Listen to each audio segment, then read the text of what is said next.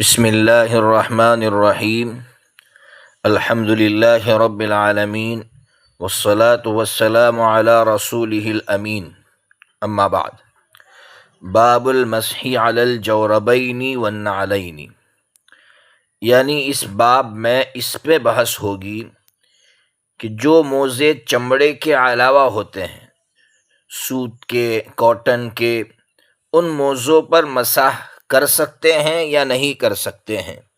تو اب پہلے حدیث پڑھ لیتے ہیں۔ حدیث کا نمبر ہے 102۔ حضرت مغیرہ بن شعبہ رضی اللہ تعالیٰ عنہ فرماتے ہیں، حضرت نبی پاک صلی اللہ تعالیٰ علیہ وسلم نے وضو کیا اور جوربین پر اور نعلین پر مسح کیا۔ جورب کہتے ہی ہے ان موزوں کو جو موزے چمڑے کے علاوہ ہو، کاٹن کے موزے، اس کو بھی جورب کہا جاتا ہے۔ تو اس حدیث سے یہ سمجھ میں آ رہا ہے کہ جورب پر یعنی چمڑے کے علاوہ جو موزے ہوتے ہیں ان پر نبی پاک صلی اللہ تعالیٰ علیہ وسلم نے مسح فرمایا۔ اب کیا ہے، علماء کرام اس سلسلے میں کیا فرماتے ہیں؟ تو اہل سنت والجماعت وہ یہ فرماتے ہیں کہ اگر یہ جو موزہ ہے، کاٹن کا موزہ ہے جو چمڑے کے علاوہ ہے، اگر وہ موٹا ہے اور اس میں کچھ شرائط پائی جاتی ہے، مثلا پہلی شرط یہ ہے کہ اتنا موٹا ہے کہ پانی اندر نہیں جاتا، دوسری شرط یہ ہے کہ باندھے بغیر بھی کھڑا رہتا ہے، اور تیسری شرط یہ ہے کہ اس موزے کو پہن کر مسلسل تقریباً 5 کلومیٹر تک چل سکتے ہیں، تو اس موزے پر مسح کرنا جائز ہوگا۔ اور اگر وہ موزہ پتلا ہے، جیسے ہم لوگ عام طور پر جو کاٹن کا موزہ پہنتے ہیں وہ پتلا ہوتا ہے، تو اس موزے پر مسح کرنا جائز نہیں ہوگا۔ دلیل کیا ہے؟ دلیل یہ ہے کہ یہ جو ابھی آپ نے حدیث پڑھی جورب پر مسح کرنے کی، یعنی چمڑے کے علاوہ کے موزوں پر مسح کرنے کی، کاٹن کے موزوں پر مسح کرنے کی، وہ حدیث ضعیف ہے۔ جب وہ حدیث ضعیف ہے تو اس حدیث سے استدلال نہیں کیا جا سکتا ہے۔ اور جو حدیثیں ہیں خفین پر مسح کرنے کی، خف کہتے ہیں چمڑے کے موزے کو، وہ حدیث متواتر ہے۔ جب متواتر ہے اس کے مقابلے میں یہ ضعیف حدیث ہے، اس لیے اس حدیث کو نہیں لیا جا سکتا ہے۔ بہرحال اہل سنت والجماعت کا نظریہ یہ ہے کہ جو پتلے کاٹن کے موزے آتے ہیں ان پر مسح جائز نہیں ہے۔ اب آئیے، جو غیر مقلدین ہیں، جو اپنے آپ کو اہل حدیث کہتے ہیں، ان کا مسلک یہ ہے کہ کاٹن کے جو موزے آتے ہیں، پتلے ہو یا موٹے ہو، ان پر مسح جائز ہے۔ اس لیے وہ لوگ جو کاٹن کے موزے پہنتے ہیں پتلے، ان پر بھی وہ مسح کرتے ہیں، اور ان کی دلیل یہی حدیث ہے کہ اس حدیث سے پتہ چلتا ہے کہ حضرت نبی پاک صلی اللہ تعالیٰ علیہ وسلم نے کاٹن کے موزوں پر یا چمڑے کے علاوہ جو موزے تھے ان پر نبی پاک صلی اللہ تعالیٰ علیہ وسلم نے مسح فرمایا ہے۔ جواب کیا ہوگا؟ ہم جواب دیں گے کہ یہ حدیث ضعیف ہے، اس لیے کہ اس حدیث کے اندر ابو قیس اور حذیل بن شرحبیل جیسے ضعیف راوی موجود ہے۔ جب ایسے بڑے بڑے ضعیف راوی موجود ہیں تو اس حدیث سے استدلال کیسے کیا جا سکتا ہے؟ اور حیرت ہے، اس لیے کہ اہل حدیث تو عام طور پر ضعیف روایت کو بالکل نہیں لیتے ہیں، کسی خانے میں نہیں رکھتے ہیں، تو پھر جب ضعیف حدیث کو وہ فضائل کے خانے میں نہیں رکھتے اور اس سے فضائل کا وہ لیتے نہیں ہیں، تو پھر وہ مسائل کیسے نکالنا اس حدیث سے؟ اس لیے صحیح بات یہ ہے کہ یہ حدیث ضعیف ہے، اس سے استدلال نہیں کیا جا سکتا ہے۔ تو پوری بحث کا خلاصہ آپ کے سامنے آ گیا کہ کاٹن کے موزوں پر مسح اگر پتلے ہیں تو ہمارے یہاں جائز نہیں ہے، اور اہل حدیث کے یہاں جائز ہے۔ اب اگلا باب ہے باب المسح علی الامامتی، امامے پر مسح کرنا کیسا ہے؟ تو پہلے حدیث پڑھ لیتے ہیں۔ حدیث کا نمبر ہے 103۔ یہ بھی حضرت مغیرہ بن شعبہ رضی اللہ تعالیٰ عنہ کی روایت ہے۔ فرماتے ہیں نبی پاک صلی اللہ تعالیٰ علیہ وسلم نے وضو کیا اور موزوں اور امامے پر مسح کیا۔ اس حدیث سے تو سمجھ میں آ رہا ہے کہ صرف امامے پر مسح کر سکتے ہیں، جیسے امامہ پہنا ہوا ہے تو صرف امامے پر مسح کر لے، اور سر کے جو بال ہے اس پر مسح نہ کرے تو مسح ہو جائے گا۔ اس حدیث سے یہ سمجھ میں آ رہا ہے۔ اب کیا ہے، ائمہ کی رائے کیا ہے؟ جمہور علماء ہے، جن میں حضرت امام ابو حنیفہ رحمۃ اللہ علیہ، حضرت امام مالک رحمۃ اللہ علیہ، حضرت امام شافعی رحمۃ اللہ علیہ، ان کا کہنا ہے کہ صرف امامے پر مسح جائز نہیں ہے۔ امامے کے ساتھ ساتھ آپ کو بالوں کو بھی چھونا پڑے گا، بالوں کو چھوئے بغیر صرف امامے پر مسح کریں گے تو مسح نہیں ہوگا۔ دلیل کیا ہے؟ اسی باب کے اندر حدیث نمبر 104 ہے۔ کیا ہے اس حدیث کے اندر؟ حضرت عمار بن یاسر کا جو پوتا تھا، انہوں نے حضرت جابر بن عبداللہ رضی اللہ تعالیٰ عنہ سے مسئلہ پوچھا کہ حضرت امامے پر مسح کر سکتے؟ تو حضرت نے جواب دیا بالوں کو بھی ہاتھ لگاؤ۔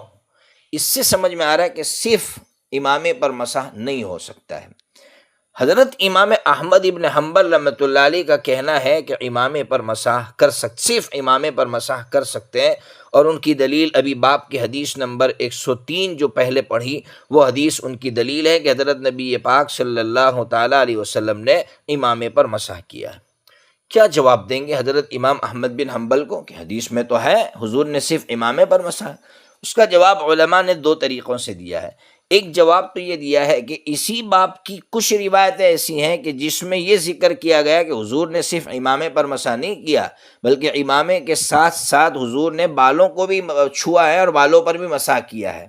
تو کچھ روایتوں سے سمجھ میں آ رہا ہے کہ بالوں پر مسح کیا، صرف امامے پر مسح کیا، اور کچھ روایتوں سے سمجھ میں آ رہا ہے کہ بالوں کے ساتھ امامے پر بھی مسح کیا، اس لیے امام احمد بن حنبل کا استدلال درست نہیں ہے۔ اور دوسری بات، چلو مان لیتے کہ حضور پاک صلی اللہ تعالیٰ علیہ وسلم نے صرف اور صرف امامے پر مسح کیا، تو اس کا جواب امام محمد رحمۃ اللہ علیہ نے موطا امام محمد میں صفحہ نمبر 71 پر دیا ہے کہ مسح علی الامامہ منسوخ ہو گیا، یعنی پہلے تھا، آپ صرف امامے پر مسح کرتے تو چل جاتا تھا، بعد میں یہ حکم ختم ہو گیا، اب صرف امامے پر مسح نہیں کر سکتے ہیں، اب آپ کو امامے کے ساتھ ساتھ سر کے بالوں کو بھی چھونا ہوگا۔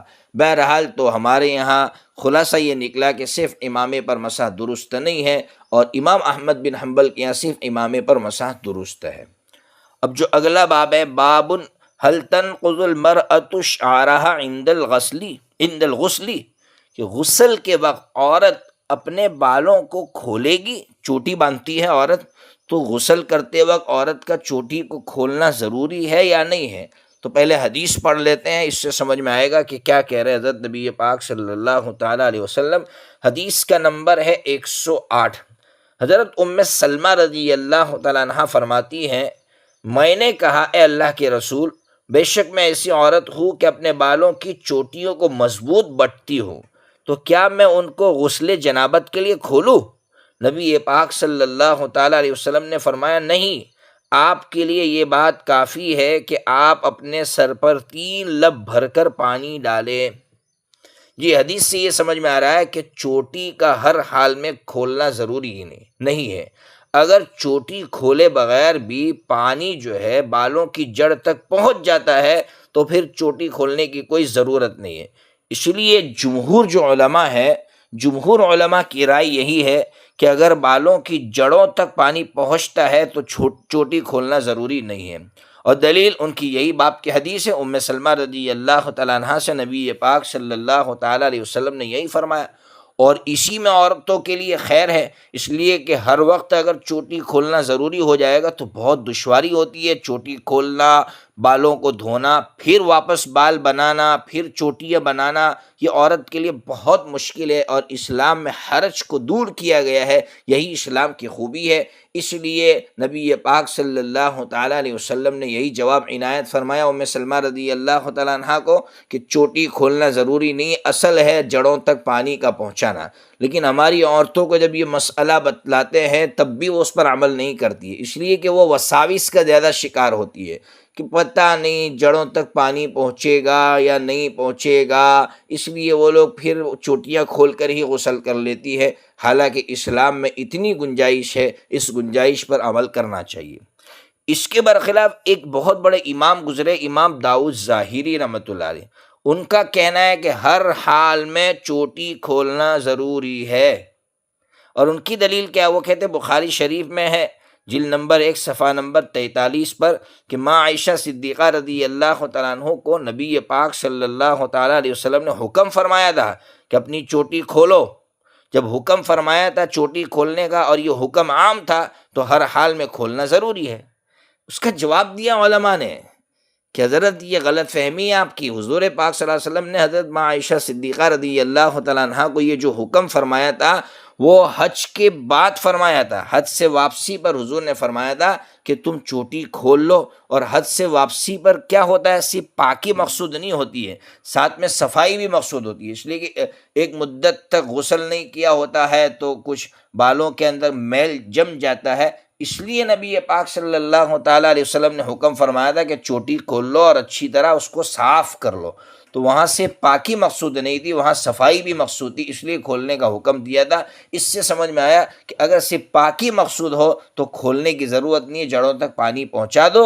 اور اگر پاکی کے ساتھ صفائی جیسے غسل کرتے ہیں صابن وغیرہ سے تو اس وقت جو ہے وہ چوٹی کو کھول لینا چاہیے. بہرحال اسلام کی یہ خوبی ہمارے سامنے آئی. اللہ تبارک و تعالی ہمیں اسلام پر عمل کرنے کی توفیق عطا فرمائے.